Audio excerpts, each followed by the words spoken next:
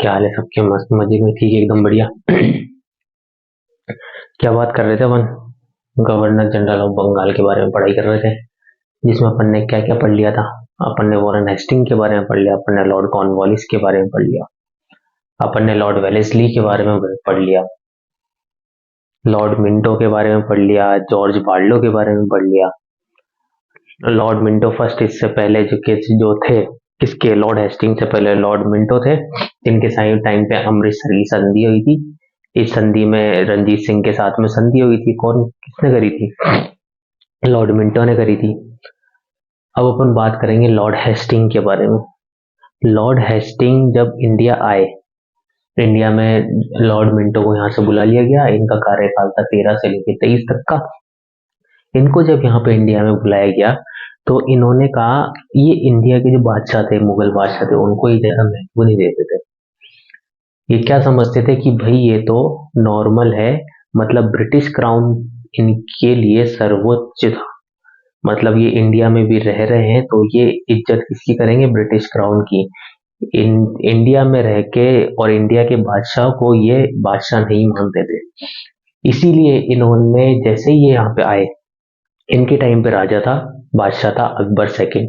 अब अकबर सेकंड को भी अपन ने पढ़ा था, अकबर सेकंड को बादशाह बनाया था जो कि ब्रिटिशर्स की प्रोटेक्शन में राजा बना था, मुगल एम्परर बना था।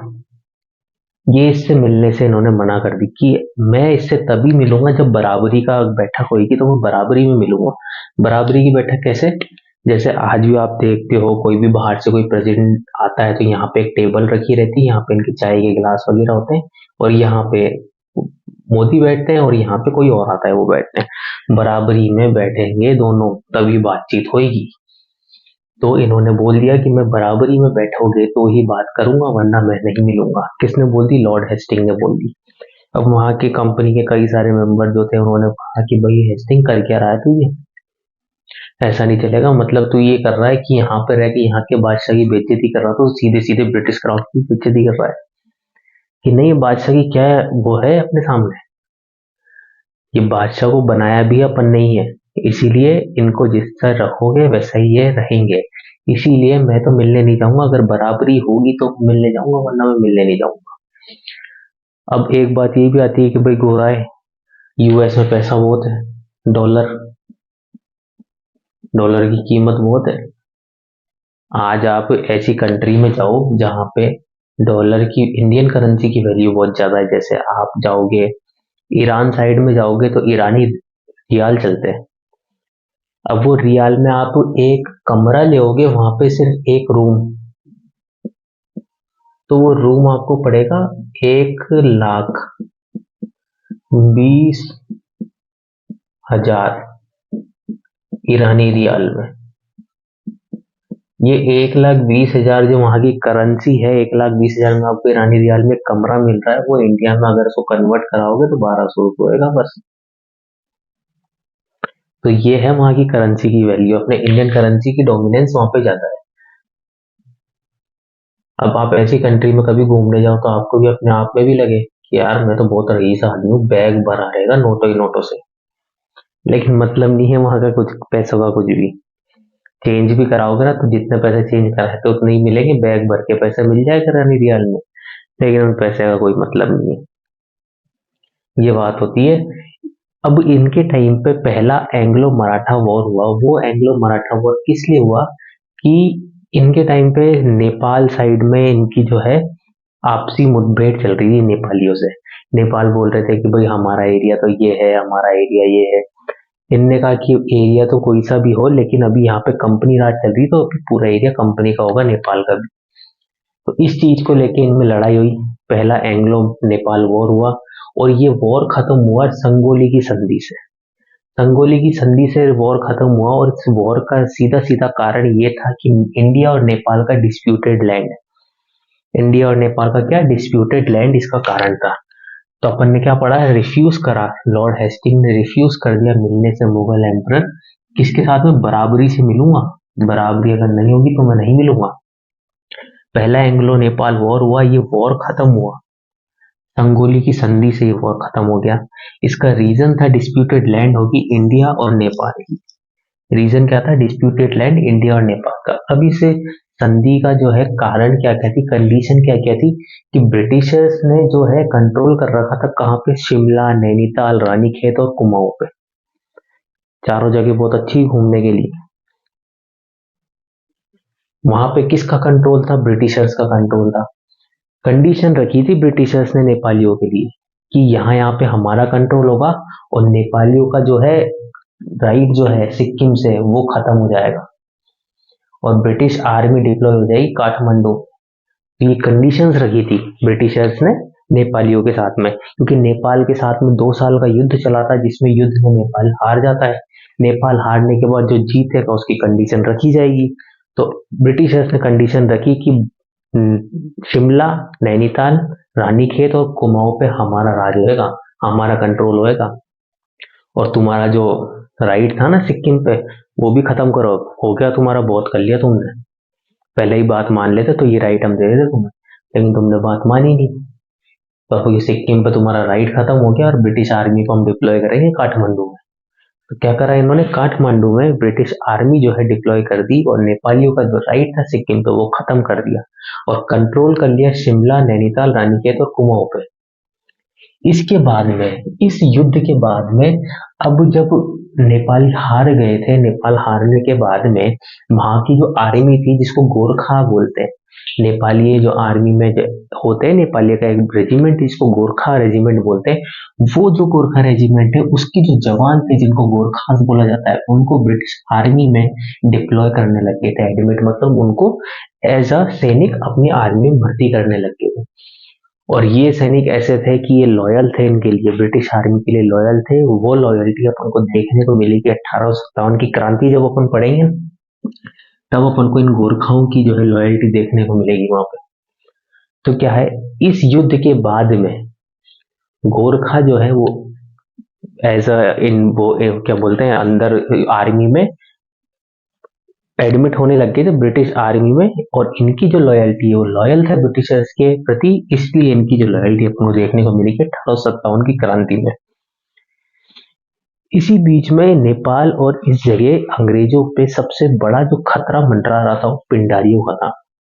पिंडारियों में मुख्य जो थे वो आते तो हिंदू थे लेकिन बहुत सारे जो है मुसलमान थे। पिंडारियों में ज्यादातर कौन थे? मुसलमान ही थे।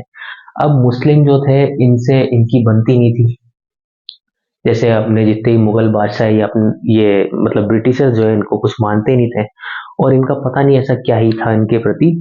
अब इन्होंने पिंडारियों का एक तो बहुत बड़ा खतरा है, सेना बहुत ज्यादा है पिंडारियों की, इकट्ठे झुंड में कम से कम भी 25 से 30 हजार पिंडारी एक साथ अटैक करेंगे और लूट के ले जाते हैं सब कुछ। तो इस चीज को, पिंडारियों का जो राज था उसको खत्म करने के लिए, उसको एलिमिनेट करने के लिए लॉर्ड हेस्टिंग ने किस किस को बुलाया? नॉर्थन साइड से तो खुद नॉर्थन आर्मी किसकी थी? खुद की हेस्टिंग की, खुद की नॉर्थन आर्मी थी। साउथन की तरफ से इसने थॉमस हिस्लॉप को बुलाया कि नॉर्थ से तो मैं आर्मी लेके आ रहा हूँ हिस्लॉप, मैं हेस्टिंग की आर्मी जा रही है और साउथ की तरफ से हिस्लॉप की आर्मी जा रही है। तो इन दोनों ने अपनी आर्मी मिला के इसका जो पिंडारी का जो इन्फ्लुएंस था उसको एलिमिनेट कर दिया। किसने करा? लॉर्ड हेस्टिंग ने करा। भाई इन्होंने पिंडारियों का ये भी एलिमिनेट कर दिया। अब इसके पिंडारियों के जब ये पिंडारी हार गए, पिंडारी हारने के बाद में इनको कई सारी चीजें बोली, भाई इनके जो मेन मेन लीडर्स हैं उनको बुलाओ, उनको बुला के अपन इनसे बातचीत करते हैं। तो भाई चीतू को बुलाया सबसे पहले, सबसे मेन जो लीडर था उनका चीतू। चीतू आया क्या? बीच में रास्ते से जा रहा था, भेलपूरी खाता खाता जा रहा था, तो रास्ते से जा रहा था भेलपूरी खाता हुआ, खुशबू आ गई किसको? भेलपूरी की, चीते को। चीता आया, भेलपूरी पे अटैक करा ही करा, साथ में भेलपूरी में ऊपर से लेग पीस डालने का और मन करा चीते का, तो इसका लेग पीस डाल के और चीता ने इसको मार दिया। किसने? चीतू को मारा चीते ने। चीते ने चीतू को मार दिया। कहाँ पे? फॉरेस्ट में। तो मेन लीडर कौन था? चीतू, जो कि किससे मारा था? चीता ने इसको मार दिया था फॉरेस्ट में। दूसरे इसके लीडर थे वसीम मोहम्मद। ये वसीम मोहम्मद क्या थोड़े डरपोक किस्म के आदमी थे। इनको सिंधिया ने पकड़ लिया, सिंधिया ने पकड़ के जेल में बंद कर दिया। अब मेरे उनको लगा कि भाई मेरे को टॉर्चर करेंगे बहुत बुरी तरह और मैं टॉर्चर सहन नहीं कर पाऊंगा, तो कैद में रहते रहते इन्होंने कैद में ही सुसाइड कर ली। अपने जेल के अंदर अपने बैरक के अंदर ही इन्होंने सुसाइड कर ली थी। तो वसीम मोहम्मद ने सुसाइड कर ली थी कैद में, जब इनको कैप्चर किसने करा था? सिंधिया ने कैप्चर करा था। करीम खान को बुलाया, जिनको गोरखपुर की जागीर दी थी ब्रिटिशर्स ने। आमिर खान को जो है टोंक की जागीर दे दी। और मेलकम ने पिंडारियों के लिए एक शब्द बोला है कि ये हंटिंग डॉग है किसके? मराठा हंटर्स के। मराठाओं के ये हंटिंग डॉग है। अगर मराठाओं को किसी के साथ में हंट करना होता है ना, पिंडारी को छोड़ देते हैं, गले से पट्टा हटा के कि जाओ भागो और मारो सबको। तो मेलकम ने पिंडारियों की तुलना करी है हंटिंग डॉग से कि हंटिंग डॉग किसके हैं? ये मराठा हंटर्स के हंटिंग डॉग हैं। इसी टाइम पे लैंड रेवेन्यू सिस्टम एस्टेब्लिश हुआ, जिसमें लैंड रेवेन्यू सिस्टम में लॉर्ड हेस्टिंग ने रैयतवाड़ी सिस्टम चलाया साउथर्न इंडिया में, और महलवाड़ी सिस्टम चलाया नॉर्थर्न इंडिया में। कहाँ पे उस टाइम पे लैंड रेवेन्यू रिफॉर्म भी एस्टेब्लिश हो गया, इसमें रैयतवाड़ी सिस्टम साउथ इंडिया में और महलवाड़ी सिस्टम नॉर्थ इंडिया में इन्होंने चालू करा। अब ये जो रैयतवाड़ी सिस्टम है और महलवाड़ी सिस्टम है, ये कवर करेंगे अपन अगली वीडियो में।